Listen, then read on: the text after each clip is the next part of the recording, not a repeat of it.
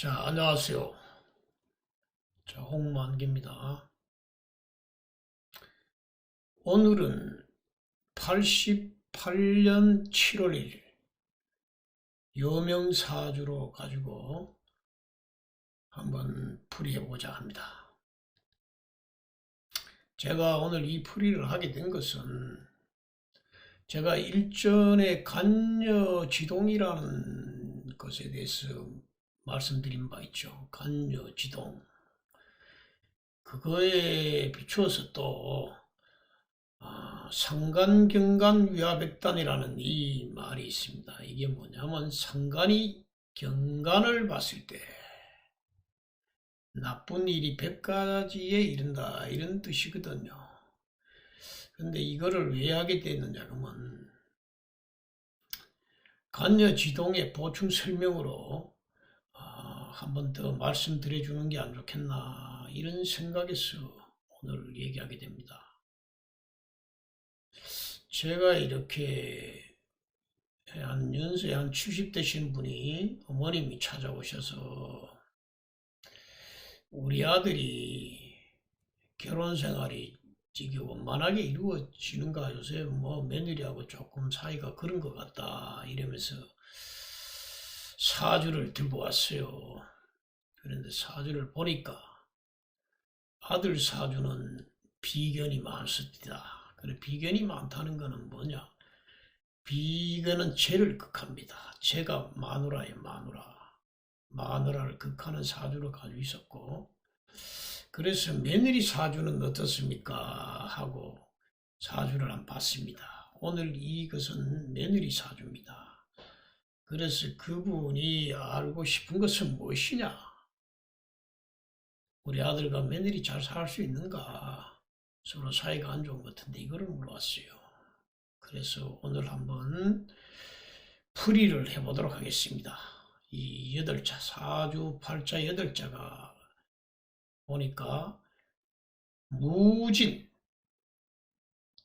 무오, 정사, 경자입니다. 경자씨입니다. 그런데 저번에 얘기했죠.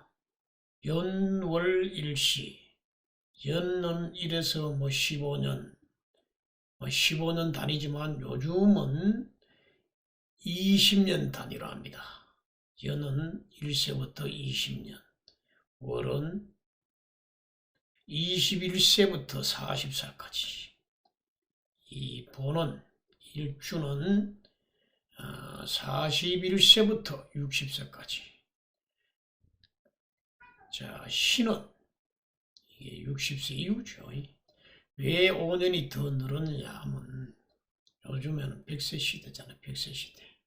100세 시대니까 조금씩 5년을 좀 늦췄습니다. 그리고 제가 요새 많이 느껴요. 제가 어릴 때 초등학교 다닐 때는 우리 이웃에서 해갑 잔치를 했습니다. 61세 되면 해갑 잔치를 했어요. 그런데 그 해갑을 맞이하시는 어른이 가세를 쓰고 아들, 손자, 증손자, 뭐 증손자까지 있었어요. 그때는. 그러면서 막 겨울에 이제 단지 있잖아요. 단지 크나 경산마을 단지인데 거기에 막 감주를 이게 겨에 막 이렇게 불 지펴가지고 뜨스고 이렇게 가방해가지고 막 상차려가지고 이렇게 막 동네 사람하고 먹고 그때 당시에 한 2, 3일씩 하루에 끝나지 않았는 기억이 나요. 한 이틀씩 했는지. 하여튼 굉장히 잔치를 했다면 성대하게 했어요, 옛날에. 61세 해갑년에. 그런데 지금 한번 보세요. 61세 해갑에 합니까? 61세를 갖다가 속된 말로 어린애라고 하잖아요. 하여튼 의학이 발달되고 우리가 먹는 것이라든가 이런 것을 풍족하게 잘 먹다 보니까 저 수명이 연장된 것은 확실합니다. 그래서 사주에도 풀이할 때 15세 하던 걸 20세로 연월 일시를 20, 40, 60, 뭐 이렇게 80, 뭐 이런 식으로 이렇게 20세로 늘어갔습니다. 자, 그래서 저 며느리 이 사주가 이 사람이 진짜 아들하고 잘 살 수 있는가 한번 풀어보겠습니다. 그런데 여기서 딱 봐보세요. 초전 무진이 아래위가 이게 상간이죠. 상간. 위에 또 20대부터 또 상간이죠. 무호, 상간. 이 쫙 노란 색깔 이게 전부 상간입니다. 상간이라는 글자가 3개가 있죠. 그리고 뭐가 있습니까? 본원에 정사, 오까지 빨간 게 3개죠. 이거는 나의 세력이거든요. 나의 세력이 있다는 것은 고집이 있다는 거예요. 고집이 있고 상간이 3개가 있잖아요. 상간이 3개. 입술부터. 이거는 무엇을 의미하느냐? 제가 오늘 말씀드리고자 하는 것은 산간, 경간, 위화, 백단이다. 이 말은 산간이 간을 갖다 해친단 말이에요. 간을, 정간을. 정간이 무엇입니까? 정간이 남편입니다. 남편에 해친다.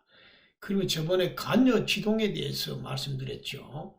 그리고 오늘은 복습하는 차원에서 간여지동 한번 더 보겠습니다. 갑인, 을모, 병호, 정사. 자, 보세요. 본은 내놨는데 정사잖아요. 정사. 하늘의 기운과 땅의 기운이 같잖아요. 천간과 지지의 기운이 같다는 거예요. 그럴 때 제가 뭐라 했어요? 간여지동은 이별수가 있고 이거 뭐 살아 이별 뭐하면 죽어 이별해야 되는 그런 이별이 있고 자기 고집이 과집이 세다고 제가 그때 설명했죠. 그래 간여지동입니다. 공교롭게도 간여지동인데 상간이 딱 포진해 있어요. 그러면 이 사람이 살 수 있겠어요? 신랑하고 잘 살 수 있겠나? 그래 물어봤을 때 제가 참 아들도 비견이 많았어요. 설장과 넉장과 아들도 죄를 마누라를 극하고 마누라 이 사주도 이래 고집도 세고 이 상간이 이래 간을 치는 이런 사주인데 이게 좀 어렵겠습니다. 사는 게. 그리고 얼마 되면 이혼하겠습니다. 이렇게 얘기한 사례가 있습니다.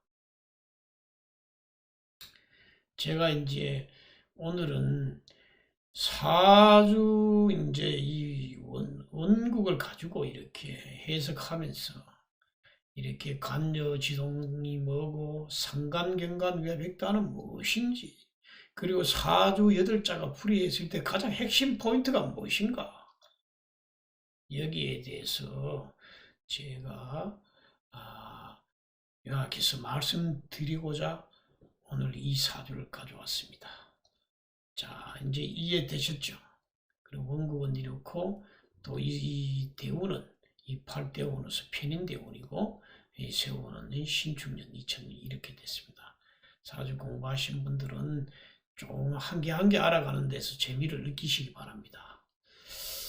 이제 간여지종을 한 번 더 이거를 알아놓을 필요가 있어요. 갑인, 을묘, 병호, 정사, 무진, 무술, 기미, 기축, 경신, 신유, 임자, 계유 12개 저번에 얘기했죠? 12개 그런데도 보세요. 이 여성의 사주가 정사, 본원이 정사잖아요. 정사여 있죠. 간여지동에 대한다. 간여지동이 이별수가 있단 말이에요. 그런데다가 상간이 초장에부터 3개가 쫙 상간이잖아요. 그럼 뭐 상간경간 위화백단 상간은 간을 간성 신랑을 친다. 100가지 해로운 게 있다. 이건 안 좋은 거거든요. 자 거기에 대해서 지금 설명을 하겠습니다. 자, 상간경간 위화백단이라 이 진수함 선생께서 명리야근이라는 곳에 나오는 말입니다. 상간이 정간을 보면 나쁜 일이 100가지에 이른다는 뜻. 그러니까 얼마나 나쁩니까? 그래서 정간을 제가 뭐라 했어요? 정간이 신라이라 그랬죠. 남편. 간은 남편입니다. 뭐 정간은 본신라이고 편간은 뭐 애인 이러는데 이거 정간이잖아요. 정간 본신라이 이게 뭐 치니까 이건 뭐 살아날 수가 없죠 이게. 그런 뜻입니다. 자, 여기서 제가 이제 십성에 대해서 말씀드리겠습니다. 십성이 있는데 우리가 사길신이 있고 사궁신이 있습니다. 제가 이렇게 띄워놓은 거는 이렇게 공부하면서 알아두세요. 사길신은 뭐냐? 비견, 식신, 정간, 정인. 사궁신은 급제, 상간, 편간, 편인. 그리고 상간도 흥신으로 들어가죠. 상간이 여기 보면 흥신입니다. 그리고 정제, 편제 해가지고 십성이라 하는데, 정제, 편제는 이게 뭐 아버지로서 뭐 또 재물입니다. 이게 재물이기 때문에 이거는 아주 이게 뭐 좋게 보는 거죠. 정제, 편제는 다 좋게 봅니다. 자, 그러면 사흉신이 왔어요. 사흉신이 급제, 상간, 편간, 편인이 왔습니다. 이럴 때 예방할 수 있는 방법이 뭐냐? 그럼 급제가 들어왔을 때는 정간으로서 정간이 있으면 이 급제를 눌리기 때문에 순화가 됩니다. 자, 상간도 들어왔어요. 그럼 정인이 상간을 눌립니다. 이러면 상간이 힘을 못 씁니다. 이게 순화라는 말이 그 말입니다. 자, 이렇게 알아두세요. 그냥 편간이 딱 들어왔어요. 편간은 제가 저번에 칠사를 했죠. 칠사는 식신이 눌립니다. 식신으로서 눌려주면 이 편간이 힘을 못 써요. 이 편간이라는 건 이게 무례한 어떤 폭력적이고 이런 겁니다. 이것도. 자, 식신 순한다. 자, 편인은 편제로서 순한다. 이렇게 쭉 이렇게 순화하는 방법이 있습니다.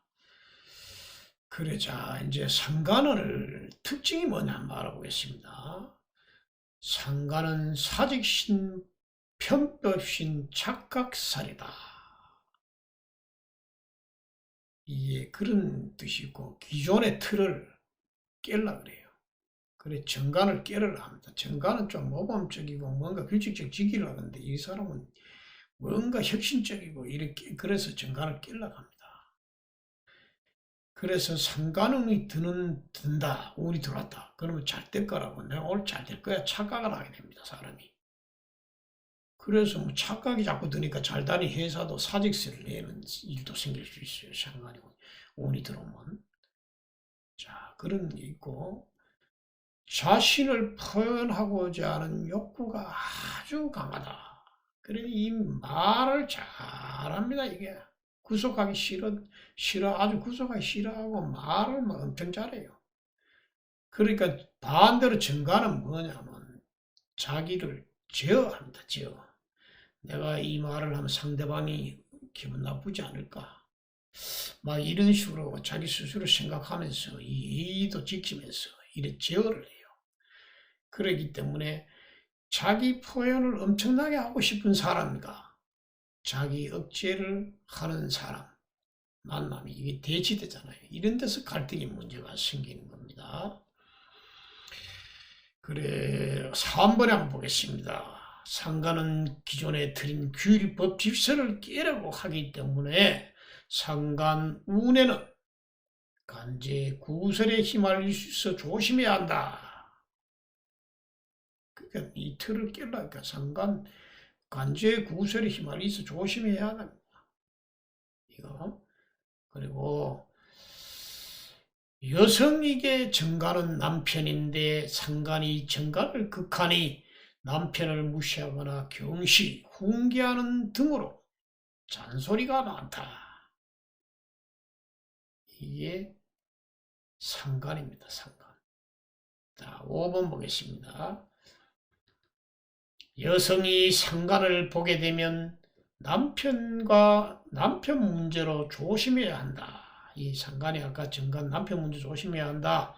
만약에 정인이 있다면 긍정적인 순화작용으로 상간의 마음을 다스릴 수 있다. 제가 아까 순화했죠. 상간을 정인이 눌린단 말이에요. 그래서 순화시켜준다. 이 말입니다.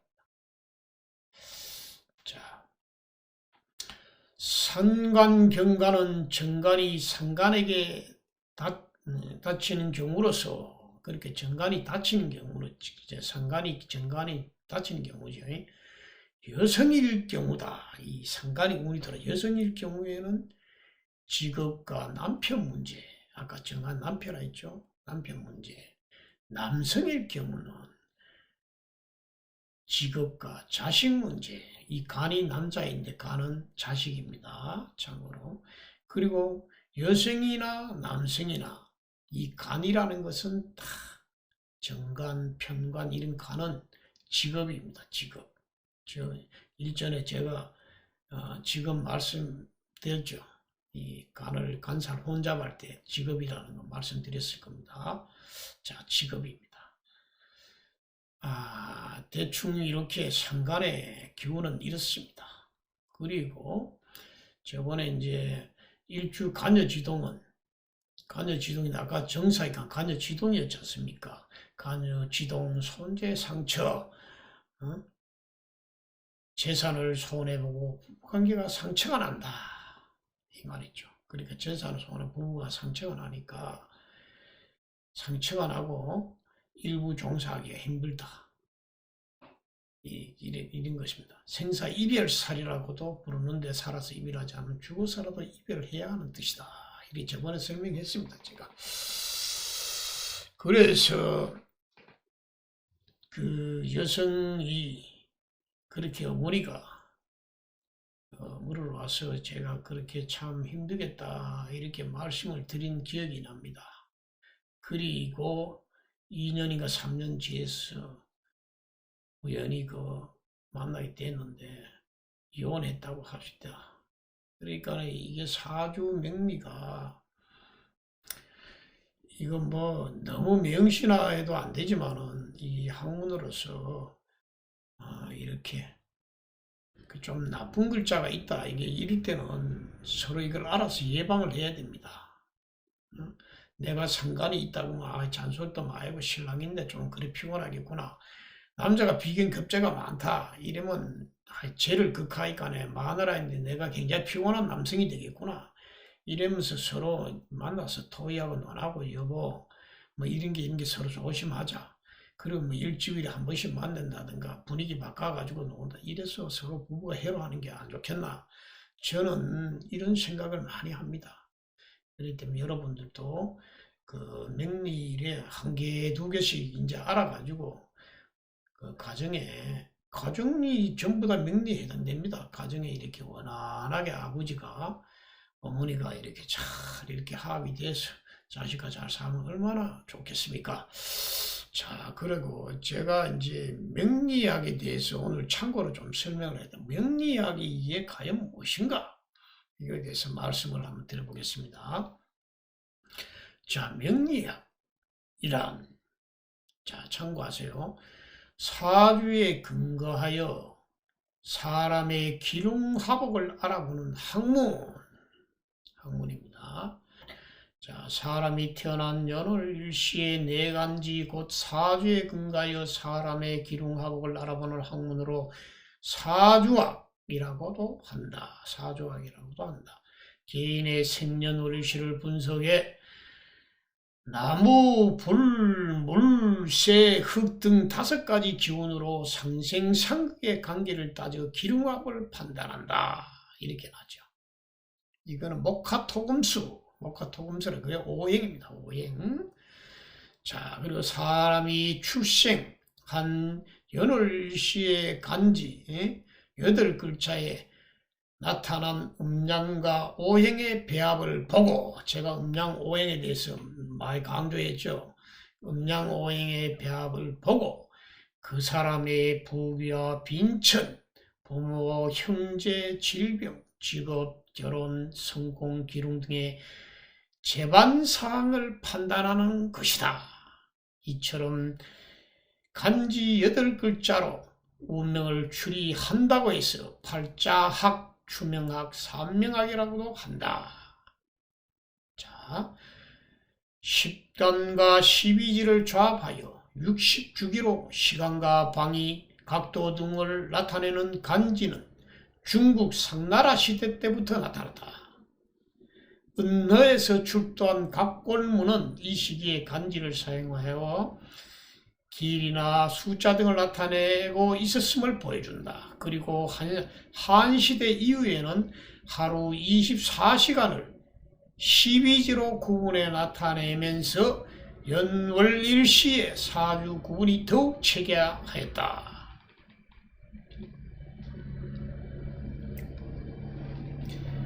이미 주나라 때에도 간지 근거로 기둥을 판단했지만 춘추 전국시대에 이르러 간지의 사항이 널리 보급되고 세계와 자연을 음양과 나무, 불, 흙, 새, 물의 5가지 요소를 설명하는 음양오행설이 확산되면서 간지와 음양오행설을 결합하여 기륭합을 점치는 명리학으로 발달하기 시작했다.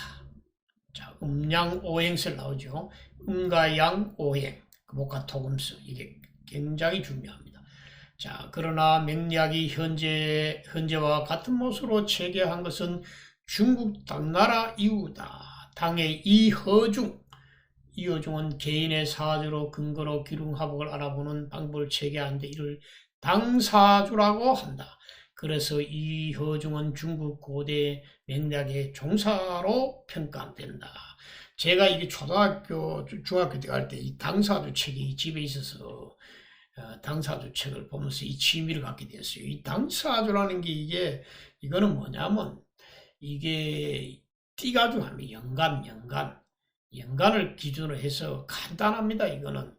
이게 자, 축인묘, 진사오미, 신유술해.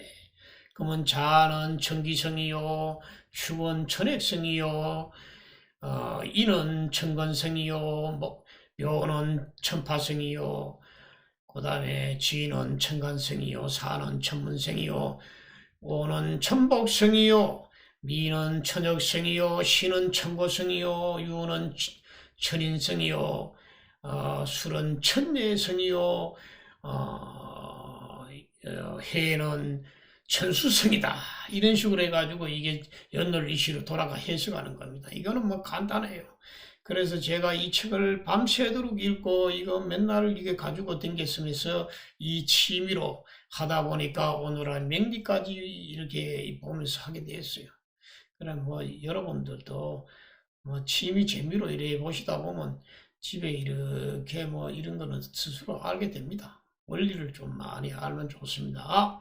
자, 그러면 넘어가 보도록 하겠습니다. 이후 송나라 때의 인물인 서자평은 오행의 상생상극 이론을 결합하여 명리학을 더욱 체계화하였는데 간지 8글자에 나타난 음양과 오행의 배합으로서 이게 음양과 오행 배합은 음양오행이라는 거예요. 음양오행.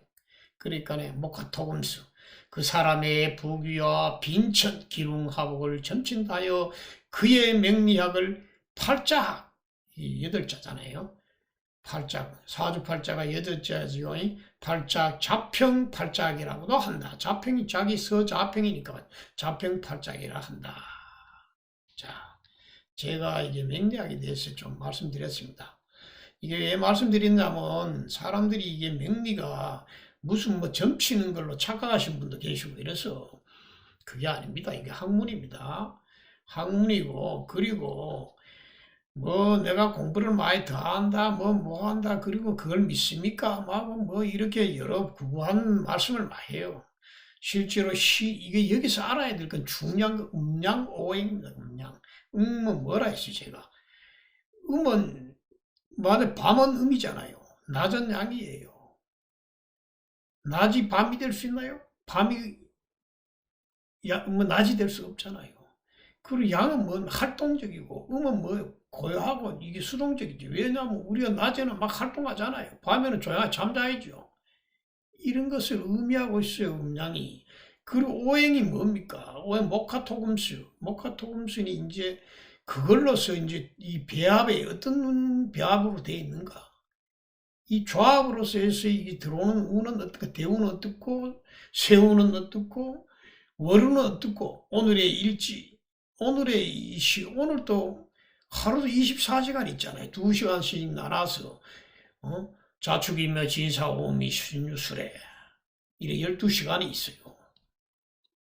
그리고 우리가 만약 옛날엔 밤중에 이렇게 있었을 때 선비들은 이렇게 하늘의 별자리나 이런 걸 보며 상경을 왔을 때 그냥 요즘 시계와 12시네 이랬지만 그때 당시에는 자시말 축시초라 이런 식으로 말해요. 자시 말 축시가. 그러면 뭐예요? 자시가 11시 반에서 1시 반 아닙니까? 그 축시초는 뭡니까? 1시 반부터 3시 반까지 축시초다. 그럼 1시 반쯤에 이 상경이 아주 기뻤다. 이렇게 이 표현을 했어요. 그렇기 때문에 제가 오늘 이 말씀을 드리게 된 거는 이게 명리는 이 학문으로 이루어졌고 음양오행이 참 중요하구나. 그리고 이게 원리를 잘 알아서 나도 공부를 좀 해서 여러분들도 해서 이 운이 좋은 게 들어오느냐 이게 뭐 해치는가 이런 걸 참고를 해서 하면 됩니다. 그리고 너무 또 걱정할 것도 없고요. 내가 좀 나쁘다 하면 제가 뭐라 했어요. 그 원효 대사님 일체유심조라 모든 것은 마음 먹기에 달려있다 이런 말씀을 하셨잖아요. 그래 마음을 잘 써야 됩니다. 마음을 잘 쓰시고 그러다 보면 좋은 일이 생기고 일도 술술 잘 풀립니다. 오늘도 뭐 사설이 길었죠. 그렇지만 제가 이렇게 아는 데까지 이렇게 중요한 거는 좀 짚어주도록 이렇게 하겠습니다. 그리고 감사합니다. 구독, 좋아요, 알람 설정 저에게는 큰 힘이 됩니다. 지금 시작하는데 구독자도 많지 않고 이러니까 구독 좀 많이 해주시면 제가 중요한 부분, 이 사주를 풀면서 중요한 부분 핵심 포인트만 이렇게 얘기하도록 하겠습니다. 사실 핵심 포인트를 짚는다는 게 굉장히 중요합니다. 인생에서 살면서도 핵심 포인트가 중요하지 않나요? 핵심 포인트. 그리고 핵심 포인트가 뭐겠어요? 내가 어떤 좌표를 가진다는 거죠. 그래서 사주도 그런 핵심 포인트를 하나하나 짚다 보면 여러분들도 풀이를 잘 할 수 있습니다. 제가 잘하는 건 아니지만 그래도 조금 도움이 되고자 이렇게 하는 거니까 좀 이해해 주시고 힘드시더라도 요즘 코로나도 이제 뭐 풀어준다고 하니까 자영업자들이 조금 낫겠지만 조금 견디시면서 늘 건강하시고 가정에 화목하고 행복하시기를 바라겠습니다. 자, 그럼 오늘 이만 줄이겠습니다. 감사합니다.